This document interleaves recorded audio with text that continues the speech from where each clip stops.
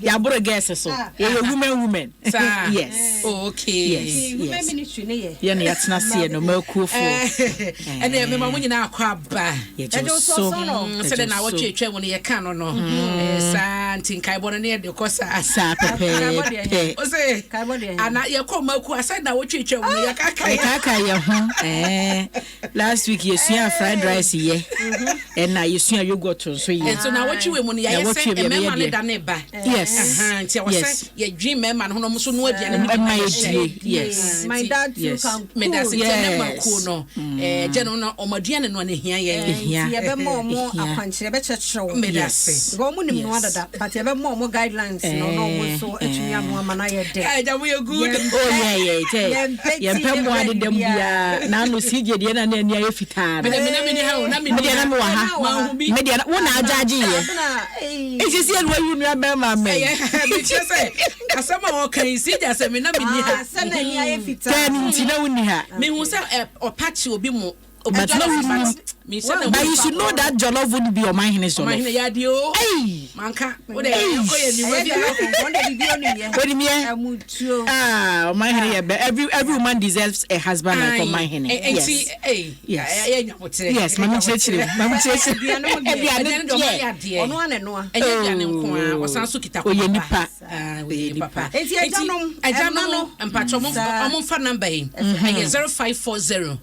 106 467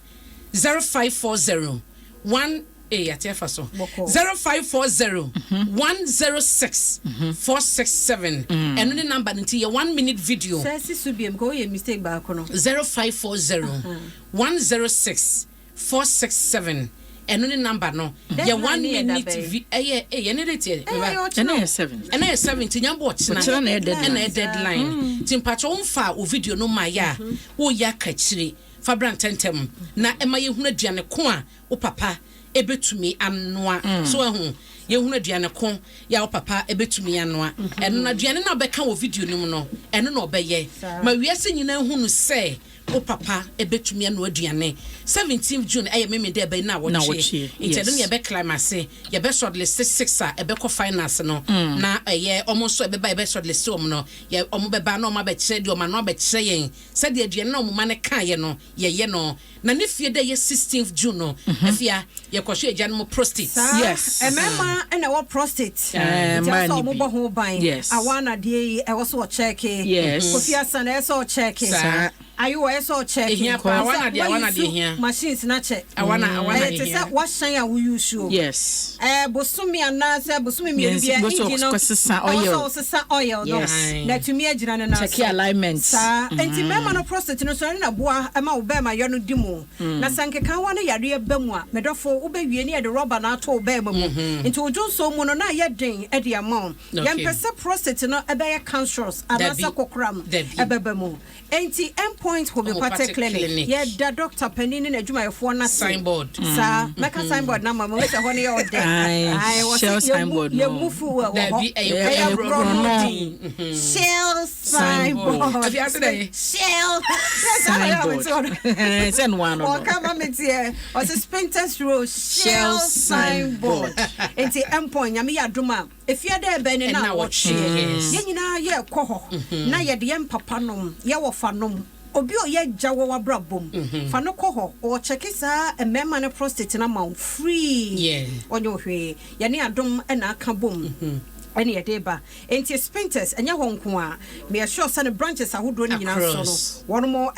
sa free scanning no eye mema no prostate no enti nkran ha one more Spintex Road shell signboard Tamakom 22 Roponji restaurant Takrade one more police station Anaji Kumase one more any angel school no any hwenimu tachiman so henswa Only just brown filling station and a shiny monzaman so one more car bank and put a more honwa. National Swabana Adua Pabi. Namia Duma Adano, just and I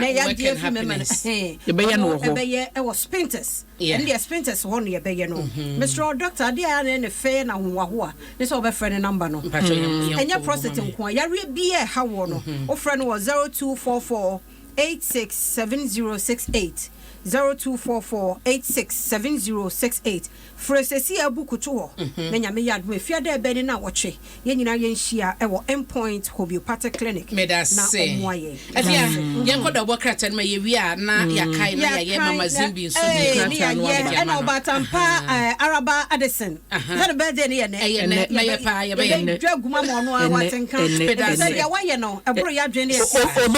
obenu no so obeboa ye osa nyame hia no enti delegate bokrata no eno ne ye de ehase ye mampani abede akire Dr. Mahmoud Baumia ko Petra Bemena and was Syria and one shot and tiri no hunyina na me hunu se minya experience ni bida me hunu be ma ni ti ho apɛ na sɛ kwabo ba nya mampani abede akire na me na sɛ na me de me de ka asa kwa keto ato na kwabo na da sia na me happy na ma madwuma anya na bonne so ba na minya sɛ experience ni na ya ta fa safa ho ana me fa ho a me di ho adanse nti me hwe mampani abede akire ni picture mboni a nya ni tri ho wede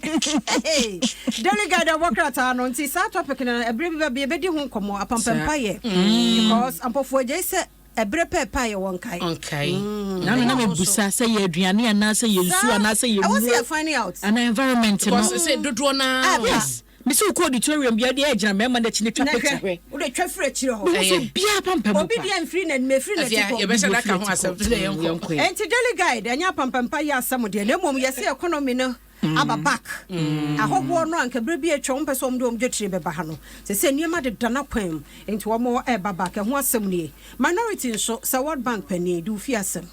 fa ho me Ghana politics mo so mu se nura na nura chi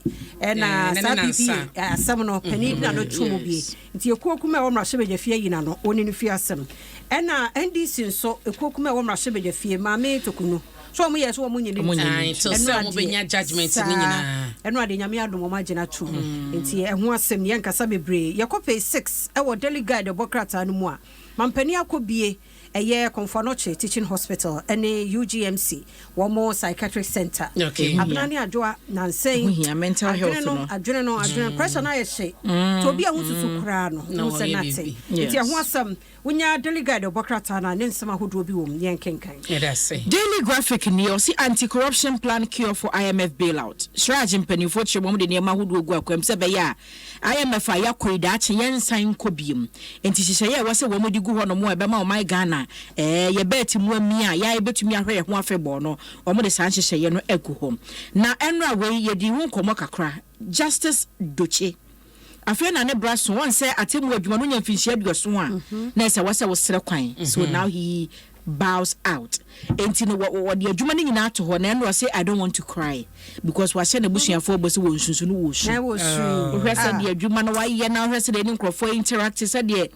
omo a watete omo wo adwuma ni mu na wo kwa ya na eden so ya na ya okakra wom enti Justice Doche unya Daily Graphic de bokra tali bia ne nsama hodo bi kwata feto so aduasa nson ne ewo ho. This one is very keen to me minim say Adom ya doctor so ha de Dr. T wa ha de minim say very very keen to her. Period poverty ye busa say how loud must we shout to be heard ye ka period poverty na e kyerese oba bu ne nsa na ye scanto akade amoase a ye de boye ho ban on say nalo me send it work be ma it's a personal project I am embarking be prebedi ho nkomo ye bet jeje pad aboa no a me say me kira de we kura bi ase ana krokuma bi mu na on say nkoda no munyini ansa no ma ba school ti akra bi ko P3 obu ne nsa so wa ma school na boso me ne so a wo hwa ne ma bi o mo bobbo ne say de hye wo mo ase a na me catch the radio say Nyankopon ya dom na odi medum pempenso bi a I will help them na enti na me de the sanitary project na urban enti ye de ane say be je pad no 1 cd o 2 cd de atop pad daka bleso a ne akwacheche ama wo because one kra ho yi a yare enko etim chese du mo bi bu no ko ne sasa yem pay attention na center ho do bi nti no the sanitary project pem na be di ho nkomo free na akopem to the second na me launch ne de e be di ho nkomo e wodwa so na afa ye hu be bi asoso ade bode ho ye first donation so a ye ba be di ho nkomo ye the pictures nya ba be kire mo say so dum say Adom de ye ne wo mo a ye kan wo boa ye enu so nti ne ya ba nti Daily Graphic mu nsem bi eni the finder the Bokrata no so asadia ba investors say woman confidence where you moon to one more baby no. Yaman penny abedi a chasa PMU ha. Na yako Gambaga which is camp honoma one more air for support. That's all. I don't like I say me Sisters Keepers Association yako akoye donation name one on ya na ko honoma ubesu yes into omo hiamwa omo dan na akra omo dam na akra no enye friendly once order baby sa na wana ya po ya bu ni pa bi se yakọ na nso ato to sanai so agia fauze ya baby obi a me chia wate nyame hia obi enti no enu ni e ho asam omo call for help enti we call the find out the Bokrata na dia ba anthrax say mo amani tua yes ba ko kura fa mo afiri and wo ye contact tracing so e wo north enti ho asem nie enkukum mo bia nwe akeke wo sa abo bia wuda ho an kofa nwe akeke mo no munya ode bebre e ma ne kofa house enu akase mu akora mfie dumienu ene wa firi mu fi se kama bi atie wa boda isusu wa boda makano akana ma akora na wu 12 years rebis one so parents na just say ya pay attention akrona we ya and adia ba ko e kan me cry hospital no omode no koye no na me kura na minim se bia ba bia ka wo no e ho na wo se ya wo pane no se be ya entimi emfo I saw waka ono and what se wo sa pepepe na me se wo so kan na beti ni akwo pane no wo de ha nti next ni na okoto no okwa wa tira ko kan adwene wa fro akona koma me tell you am say yeah radinyi aboa for like radinyi free sign musuo mu na bia ni o because a doctor the owo panel so wonimu so akotire ni awie o afia wakotire ni awie o adia ka betire akwo na nensa ana wa misa I don't know em say ho pepre me 40 obi aba we mu nyina timi ye san a eba mom ye nye very careful emu anana monten atepraga mfa ne ne kodi agro chu enye mu awura no nso mu hwe mu nyam aye fa no kone ye ho mpane because omo ye nkra innocent ye se nkra nwotwe akra ne ka ho nwotwe omo maka nso admission ti emu nyame mpa ye so omo nyina ho beto so omo nyina ho beto won ti e want some the find out the Bokrata the new publisher manfa way back we entwa na men sorry na okwa asante mantem wa posifo wo hwehwe nkrofo bi won se picture bi da ha hwe ka no se de asi ahye okay na ka no ahye no nyina mu nkyeremu kyerɛ se wo su se kia ibi salon car registration number na GT 2887-22 na brono bu afra ne se tetrefu homa benase main road ho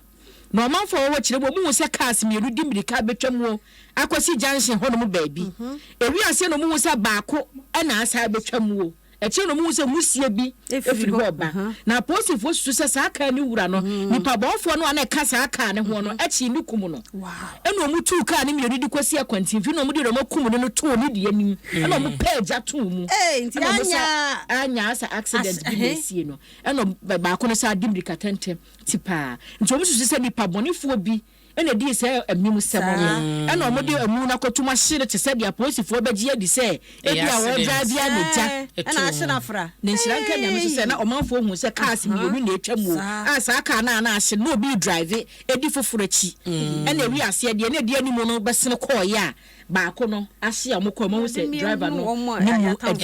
posifo ehwehwe mo ye wo mu gidie se mo beti sa enipa bonfo na mra no ayejuma the new publisher eno no madam say ai ye braso happy birthday mama nka me de na me nko ye wi ayi kofi ma pressure